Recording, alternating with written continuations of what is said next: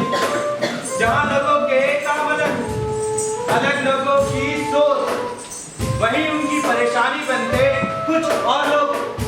जहाँ सिखाया जाता है सम्मान और समानता, जिन्हें स्वतंत्रता के 75 साल बाद भी अब तक है आजादी की तलाश। वही कुछ लोग ऐसे भी जिन्हें अब तक आजादी का मतलब नहीं पता। ऐसे लोग रहते हैं हमारे आसपास, जिन्हें हम रोजाना करते हैं नजरअंदाज। मेरा नाम दीपक है। मेरी उम्र 45 साल की है। मैं एक सीवेज कर्मचारी हूँ। यहाँ आज आप सबसे कुछ बात करने आया हूँ, पर पता नहीं वो कहाँ रह गए। अरे यार, यही तो तुम्हारी समस्या है। हम तो हमेशा से तुम लोगों के आगे रहते हैं। ओए, छी, कैसी गंदी बातें कर रहा है तू? अरे मेरा मतलब है ऊपर रहते यार। हाँ तो भाई साहब, अगर आपकी समस्या थोड़ी पर्सनल काम कर रहे हैं, जनता जनार्दन को बताएंगे। मैं और मेरे बाप दादा ये काम सदियों से करते आ रहे हैं। हाँ तो इसमें कौन सी बड़ी बात है? हम तो पॉइंट ना। मेरा एक बेटा है। इसमें कौन सी बड़ी बात है? ऐसे तो मेरे चार बेटे हैं। तो मैंने मुझे पूछ जाके कि मेरे हैं भी कि नहीं। तो मेरी वाइफ ने तो बोला है, लेकिन ठीक है भाई साहब, आपके कितने बच्चे हैं? जाने दो ना भाई साहब। फिर भी बताओ तो सही। छोड़ो ना। नानी बता दो पर भाई साहब, हाइट ज्यादा जाती है आपके लिए। अरे आप क्या कहते हैं?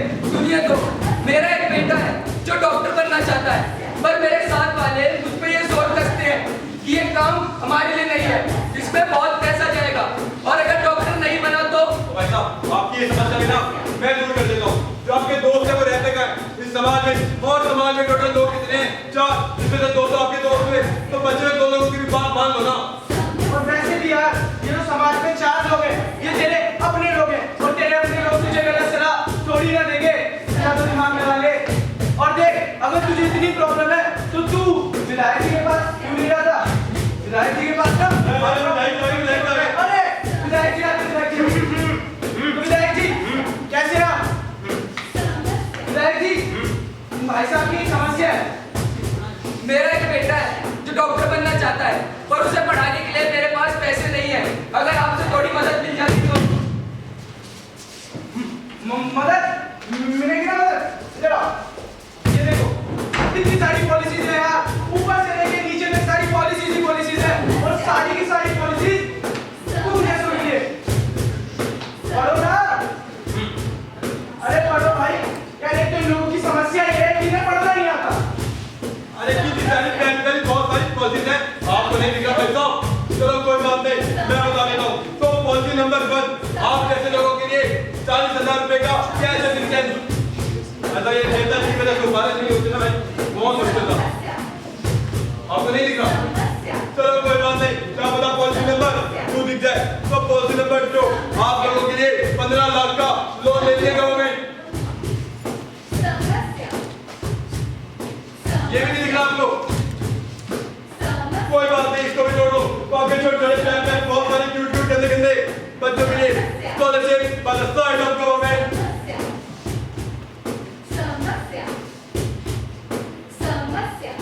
ये भी नहीं दिख रहा? ये तो भाई साहब फिर जिंदगी बेहोशी कर दी ना आपके साथ। जो स्कॉलरशिप और जो पॉलिसीज गवर्नमेंट ने आप लोगों के लिए बनाई है, आपको पता ही नहीं है। चलो कोई बात नहीं। जैसे कि आप सबने देखा, जो पॉलिसीज गवर्नमेंट ने लोगों के लिए बनाई है, इन्हें पता ही नहीं है। क्या पता आप सबको बताओ, या आप सबने सिर्फ यहीं पर देखा और अंत में का सारे की साथ पड़े चले गए। जी मेरी मदद कर दिया, पूछ कर आता हूँ। देखा आपने, एक बार फिर हमारी किसी ने नहीं सुनी। मेरे पिता एक सीवेज कर्मचारी थे और मेरी माँ एक अस्पताल में सफाई कर्मचारी के रूप में कार्यरत थी। इसके अलावा और कोई नौकरी हमें कभी मिली ही नहीं। जब मैं पहली बार सीवर में उतरने गया तो उसमें भरा हुआ मल, भिनभिनाती पक्कियां देखकर मैं डर गया था। जब मुझे सीवर में उतरने में हिचकिचाहट होने लगी तो वही खड़े कुछ आदमियों के बीच में से एक ने मेरे हाथ में शराब की बोतल थमा दी। तब 14 साल की उम्र में तो पहली बार शराब पीकर सीवर में उतरा। सीवर से उठती कैसे मानो मेरा दम तोड़ती थी, पर धीरे धीरे मुझे इसकी आदत पड़ गई और ये काम मेरे लिए आसान हो गया। इसी सीवर में मैंने 16 साल की उम्र में अपने दोस्त को अपनी आंखों के आगे दम तोड़ते हुए देखा। आज मैं 45 साल का हूँ। पिछले 30 साल से ये काम कर रहा हूँ।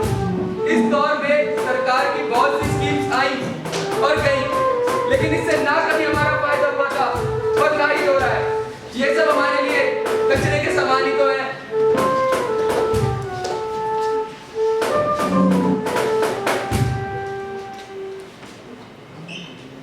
मैनुअल स्कैवेंजिंग यानी मानव मल को हाथों से उठाना।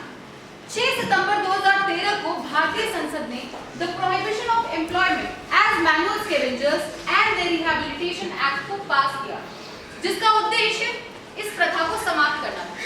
लेकिन अगर आपको ऐसा लग रहा है कि ये एक्ट पास होने के बाद ये प्रथा भी समाप्त हो गई, तो जरा अपनी सोच पर विराम दीजिए, क्योंकि आज भी 1.5 लाख से ज्यादा परिवार अपनी रोजी रोटी के लिए इस कार्य पर निर्भर हैं, जिसमें से 60% से भी ज्यादा दलित हैं।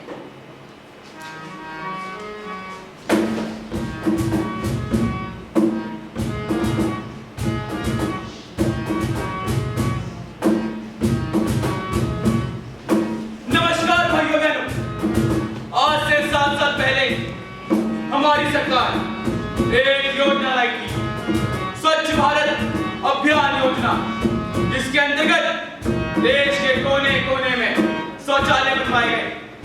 देश की जो महिलाएं सुरक्षित महसूस करती थी, वो आज सुरक्षित महसूस कर रही है। आशा करते हैं देश की जनता इससे खुश होगी। धन्यवाद। आज गांधी जयंती के शुभ अवसर पर नेताजी ने देश को स्वच्छ भारत अभियान के तहत संबोधित किया। उन्होंने महिलाओं की अवस्था और सुरक्षा को लेकर अपनी सांत्वना जताई। तो क्या महिलाएं असल में इस आजाद भारत में खुश हैं? चलिए चलकर उन्हीं से जानते हैं। आइए जी। तो स्वच्छ भारत अभियान के अंतर्गत आपके यहाँ जो शौचालय बने हैं, क्या आप उनका इस्तेमाल करती हैं? जी, वो शौचालय तो बड़ी जाति के लिए है, हम तो निचली जाति के हैं ना।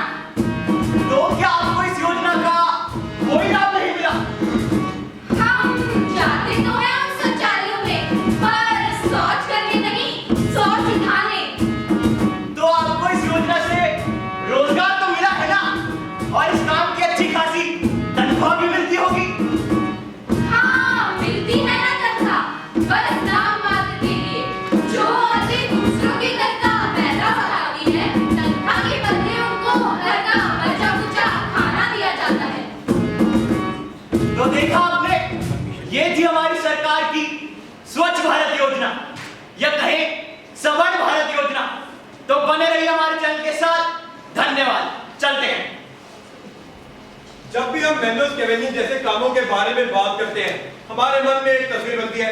उस तस्वीर में आते हैं कुछ गंदे गरीब लोग, एक नाला या एक मैनुअल, और उसके अंदर जाता हुआ एक दूसरा आदमी। पर क्या ये काम सिर्फ पुरुषों का है, या ये काम महिलाएं नहीं करती?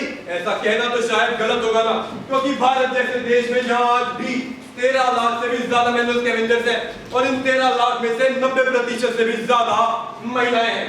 स्वच्छ भारत अभियान के तहत जितने भी शौचालय बनाए जा रहे हैं, उन सभी शौचालयों में से 60% से भी अधिक मैनुअल हैंडलिंग द्वारा संभाले जाते हैं, जो कि पूरा काम देश भर में ज्यादातर से महिलाएं करती हैं। बस इसीलिए हम आते तो हैं उन अखबारों में गंदगी साफ करते हुए और कूड़े और बीमारी से मरते हुए। और हाँ, अखबार पढ़कर फेंके जाने पर उठाते भी हम ही हैं। अकेले परिवार चलाना, हमसे अपनी गंदगी उठाना, वो सब तो ठीक है, हमें नाम देकर उसे गाली बुलाना, आखिर कब तक? बदन पर एक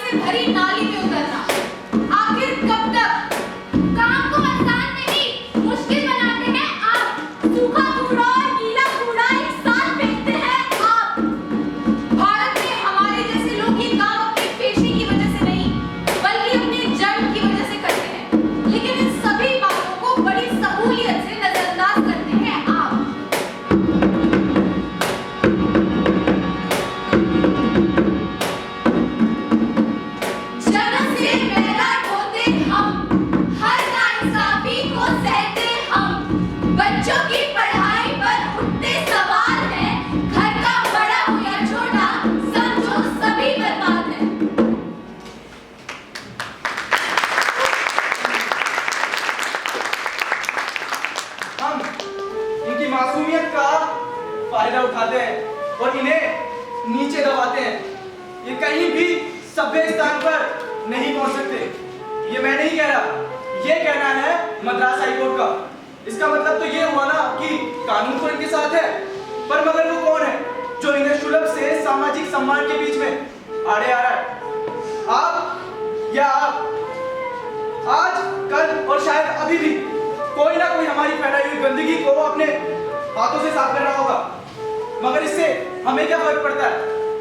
आज कल और शायद अभी भी कोई ना कोई इस मौत के कुएं के बाहर खड़ा होकर अपनी मौत का इंतजार कर रहा होगा, मगर इससे हमें क्या फर्क पड़ता है?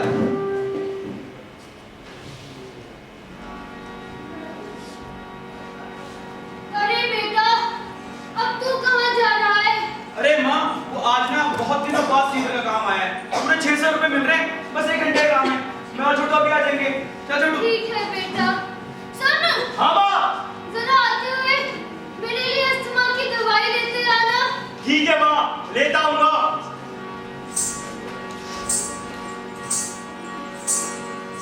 मेरे बेटे बड़े मेहनती है।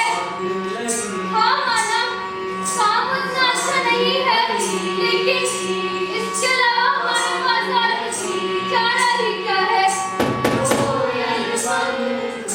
अरे घर में कोई है क्या?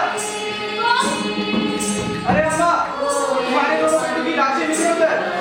जाकर उठा लेना और उठा लेना।